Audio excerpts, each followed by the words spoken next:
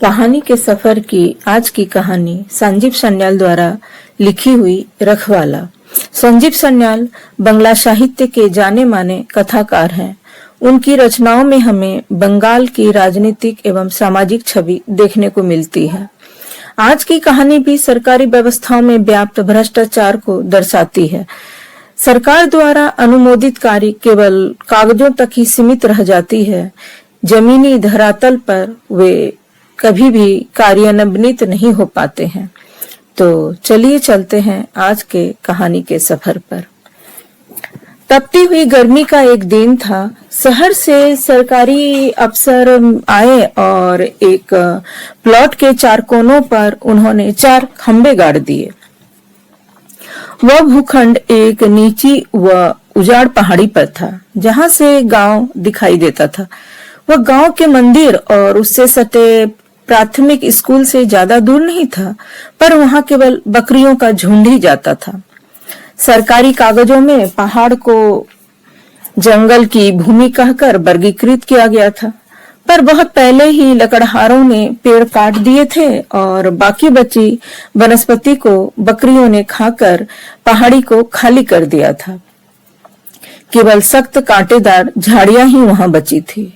उसके धूलग्रस्त और कटी हुई ढलानों पर सूरज चमकता रहता था। गांव वालों ने बहुत हैरानी से उन नए खंभों को देखा। किसी ने उन्हें नहीं बताया था कि आखिर उन्हें वहां लगाने की वजह क्या है। जाहिर सी बात है कि सरकारी निरीक्षक और अफसरों के पास इतना समय नहीं था कि वे इसके बारे में बताते रहें। कुछ किसान झुंझला रहे थे कि शहर के लोग उस भूमि पर अनाधिकार कब्जा कर रहे हैं, जो पीढ़ियों से गांव की संपत्ति रही है। अन्य जो ज्यादा ही आशान्वित थे, अनुमान लगा रहे थे कि आखिरकार इस गांव का वह क्लिनिक बन जाएगा जिसे बनाने का वादा बहुत समय पहले सरकार ने किया था। कुछ हफ्तों के बाद मजदूर वहां पहुंच गए। उनके रहने के लिए टेंट लगाए गए। फिर आए बड़े बड़े मिट्टी को हटाने वाले यंत्र, वो बुलडोजर। उसके बाद ईंटें, सीमेंट मिक्सचर व स्टील की रॉड आई। वह जगह ठेकेदारों और निर्माण कर्मियों के शोर से भर गई। अगले 10 महीनों तक काम तीव्र गति से चलता रहा। गांव की बेस्याएं अचानक संपन्न हो गई और उन्होंने अपने ठिकाने बढ़ा लिए। जब गांव के बुजुर्गों ने इस परियोजना के निरीक्षक से पूछा कि क्या बनाया जा रहा है, उस आदमी ने कहा, हमें आदेश मिला है, इससे अधिक हम कुछ नहीं बता पाते। एक सुबह गांव वालों ने एक बड़ा सा साइन बोर्ड लगा देखा, जिस पर लिखा था, यह परियोजना IRDP योजना के तहत है। अनाधिकार प्रवेश करने वालों को दंडित किया जाएगा। 1 वर्ष से भी कम समय में पहाड़ी पर एक विशाल ढांचा बनकर तैयार हो गया था। उसकी 3 मंजिलें थी।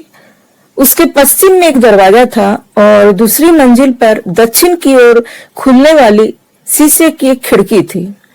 उसके एकदम उत्कृष्ट आकार को खराब करने वाली कोई और चीज नहीं थी। इमारत पर सफेद रंग से पेंट किया गया था, जो तेज धूप में चमकता था। वह गांव में सबसे भव्य इमारत थी। गांव वालों को उस पर गर्व था। वह बराबर वाली घाटी में बने उस पुराने मंदिर से भी कहीं ज्यादा विशाल थी।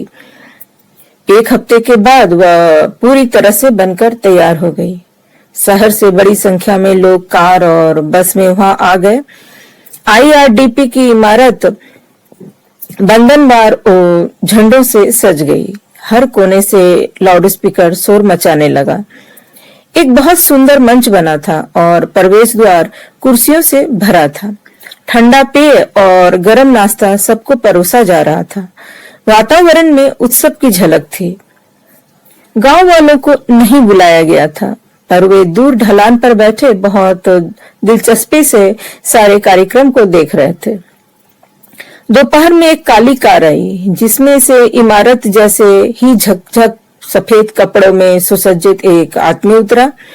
साफ लग रहा था कि वह बहुत ही महत्वपूर्ण व्यक्ति है। बाद में हमें बताया गया कि वह कैबिनेट मंत्री है। मुख्य द्वार के आगे मंत्री ने एक पौधा लगाया। फिर उसने इस बारे में देश कैसे भविष्य की ओर कदम रख रहा है बहुत जोशपूर्ण भाषण दिया। कैसे आने वाली पीढ़ी को देश के आर्थिक विकास के लिए किए गए हमारे दिलेरी से भरे प्रयासों से प्रेरणा लेनी चाहिए। भीड़ खुशी से तालियां बजाने लगी। फोटोग्राफरों के आगे से गुजरते हुए मंत्री अपनी काली कार में बैठा और वहां से चला गया। उसकी कार का सायरन शोर मचा रहा था।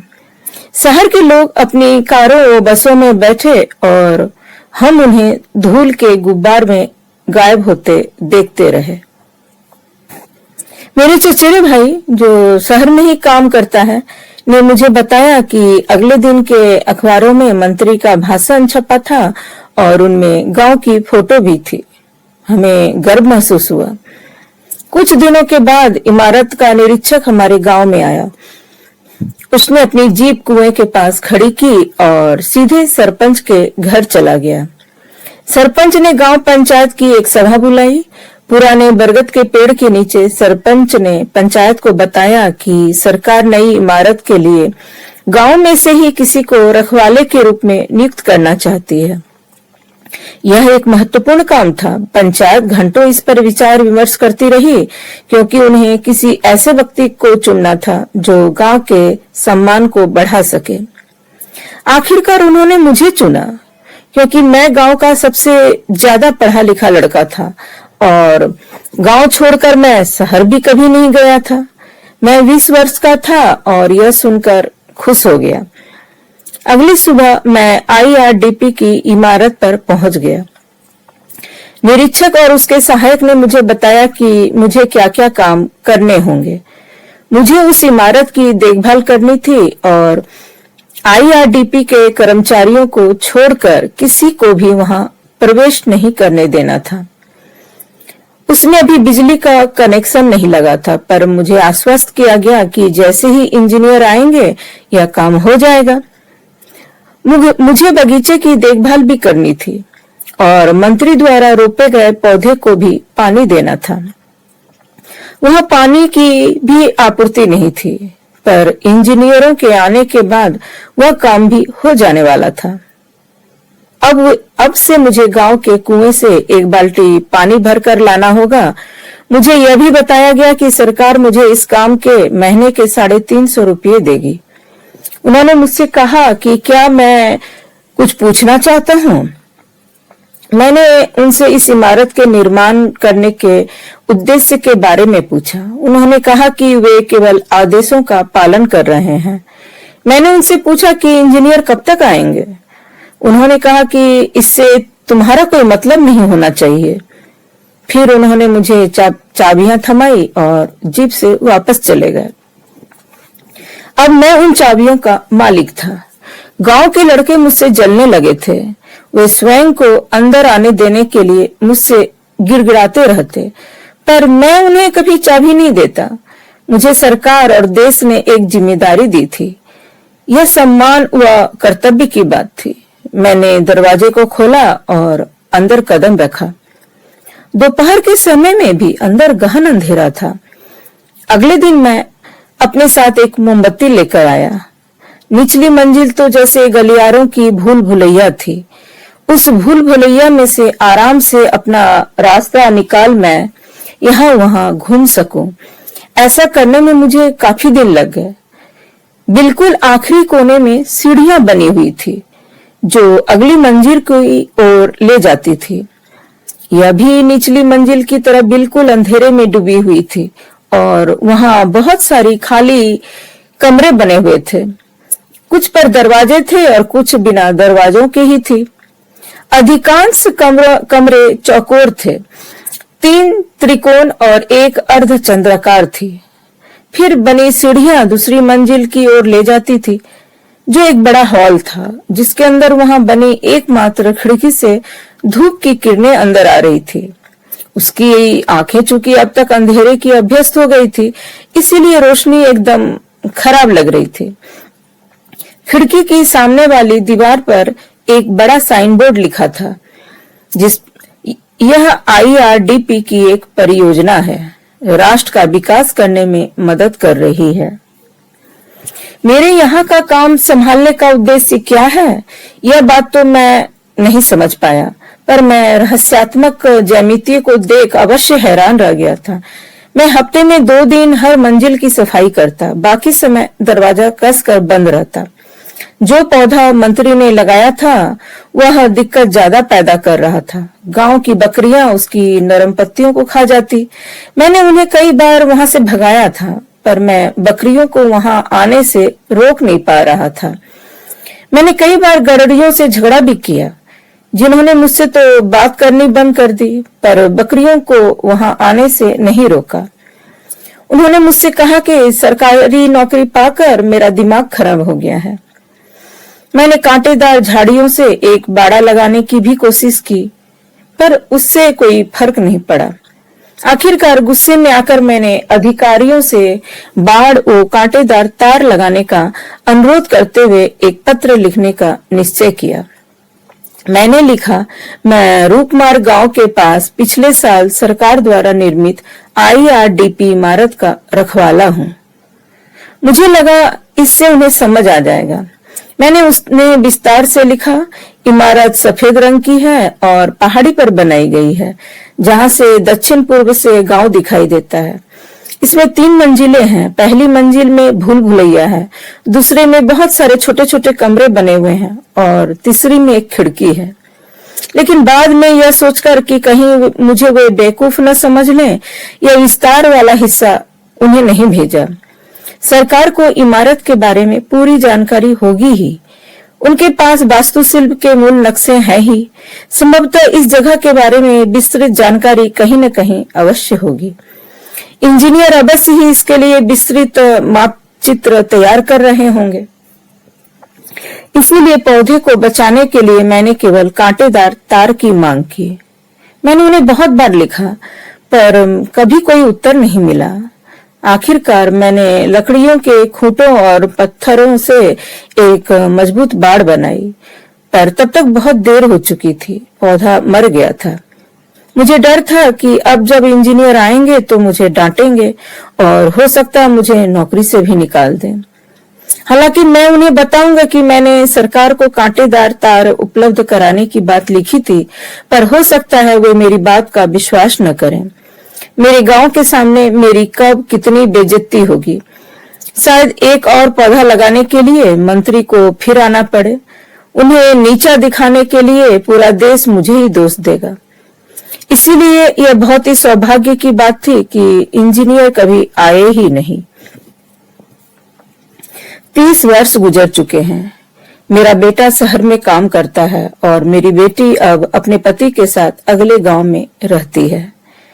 मैं अभी उन 3 मंजिलों की सफाई करता हूँ, पर सफेद पेंट अब मटमैला हो गया है और जगह जगह से उखड़ने लगा है। खिड़कियों के कुछ शीशे 2 साल पहले टूट गए थे। मुझे गांव के एक लड़के पर शक है। उसके पिता को हमेशा मेरी सरकारी नौकरी से जलन होती थी। अब बारिश के मौसम में बारिश का पानी सीढ़ियों पर बहता है और भूल भुलैया में पानी भर जाता है। मेरे तमाम प्रयासों के बावजूद नमी की वजह से फफूंद लग रही है। मैंने सरकार को एक विस्तृत रिपोर्ट भेजी है। उन्होंने उसका कोई जवाब नहीं दिया है। हो सकता है मरम्मत में लगने वाला खर्च ज्यादा हो सकता है वह भूल भुलैया के उद्देश्य को पूरा कर दे। मुझे अपनी नौकरी से कोई शिकायत नहीं है, पर इस बात से है कि 350 के वेतन से आजकल कुछ नहीं होता है। मेरी पत्नी लगातार बीमार रहती है और उसके लिए दवाइयां चाहिए। मेरे बच्चों की अपनी जिंदगी व परिवार है और मैं उन पर बोझ नहीं बनना चाहता हूँ। पिछले महीने मैंने वेतन बढ़ाने के लिए पत्र लिखा था। आखिरकार मुझे उसका उत्तर मिला। सेवा में रखवाला, RIDP इमारत, रूपमार। संदर्भ फोल्डर संख्या FGT473। महोदय, आपके द्वारा आपकी मासिक आय बढ़ाने का अनुरोध करते हुए मिले पत्रों के जवाब में हम यह पत्र लिख रहे हैं। सारे पत्रों की सावधानी पूर्वक समीक्षा करने के बाद जो ऊपर वर्णित फोल्डर में नथी है, हमें आपको यह सूचित करते हुए खेद हो रहा है कि हम आपका वेतन बढ़ाने में असमर्थ हैं। हम इस बार समझते हैं कि ग्राहक मूल्य सूचकांक ग्रामीण गैर कृषि में वृद्धि से आप अपने वेतन से कुछ भी खरीद पाने में असमर्थ हैं। दुर्भाग्यवश एकीकृत ग्रामीण विकास योजना 27 साल और 4 महीने पहले ही समाप्त हो चुकी है और उसकी जगह व्यापक comprehensive rural development programme CRDP ने ले ली है। 11 साल पहले इसकी जगह भी accelerated rural development mission ARDM ने ले ली है। इसलिए अब हमें आपकी सेवाओं की कोई जरूरत नहीं है। हालांकि आपकी लंबी सेवाओं को देखते हुए हम आपको जीवन भर प्रति माह 227 रुपये 42 पैसे की पेंशन देंगे। यह हर महीने के पहले सोमवार को आपको मिल जाएगी। आपका विशेष ध्यान रखते हुए हम सिफारिश करेंगे कि 5 वर्षों में अगले सार्वजनिक क्षेत्र के पे कमीशन PSPS में इस रकम पर विचार किया जाए। सादर SD Kumar, section officer grade 2, payments and personal department, कमरा नंबर 51R, ग्रामीण कल्याण मंत्रालय।